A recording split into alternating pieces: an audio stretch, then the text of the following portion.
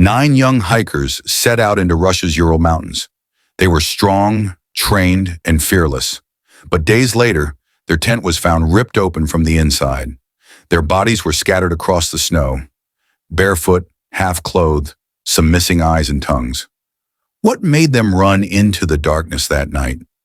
This is the terrifying mystery of the Dyatlov Pass incident. If you love true stories that twist your mind and leave you questioning everything, you're in the right place. This is part of our 10 Unsolved Crimes That Will Blow Your Mind series. Stories of fear, mystery, and impossible truth. Follow this channel, turn on the bell, and dive with us into the world's darkest secrets, where every clue brings more questions than answers. Now, let's go back to the mountains of 1959, where 9 hikers vanished and the snow kept their secret. It was January 1959. 10 experienced hikers from the Ural Polytechnic Institute prepared for a long winter trek. Their leader, Dyatlov, only 23, was known for his discipline and skill. They planned to conquer a mountain the locals called Dead Mountain.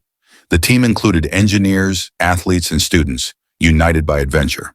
They laughed, sang, took photos, and recorded every moment in their diaries.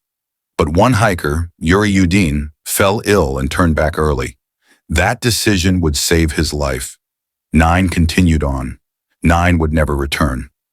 When the group failed to check in, search teams were sent. On February 26th, rescuers discovered their campsite. Their tent was still standing, but it was sliced open from the inside. Inside lay coats, boots, and food untouched. Outside, footprints, barefoot, led away into the snow. Rescuers followed the tracks and found 2 bodies beneath a tall cedar tree. They were barefoot, dressed only in underwear. A small fire had burned nearby, their hands blackened from the desperate attempt to survive. More bodies were found soon after, Dyatlov, Slobodin, and Kolmogorova, lying in the snow as if crawling back toward the tent. Their faces were frozen in pain and confusion. When spring arrived and the snow melted, the final 4 bodies were discovered deep in a ravine.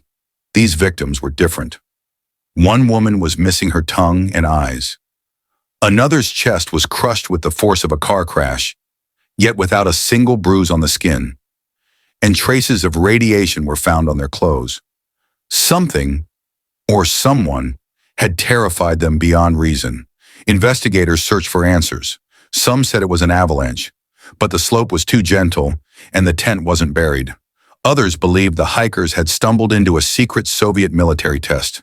Weapons, chemicals, or radiation experiments gone wrong, but no military record ever confirmed it. Some witnesses spoke of glowing orbs floating over the mountains that night. Was it military or something not of this world? A modern theory suggested a strange phenomenon called infrasound, a low-frequency vibration caused by the wind through the mountains. It can trigger intense fear and disorientation. Maybe in blind panic, the hikers fled the tent into the deadly storm. Others whispered about conflict within the group, paranoia, madness, or violence. But the wounds didn't match a fight. They didn't hurt each other. They ran from something outside. The Soviet investigation ended with a single haunting line. The hikers died from an unknown compelling force. No one was blamed. No one was punished.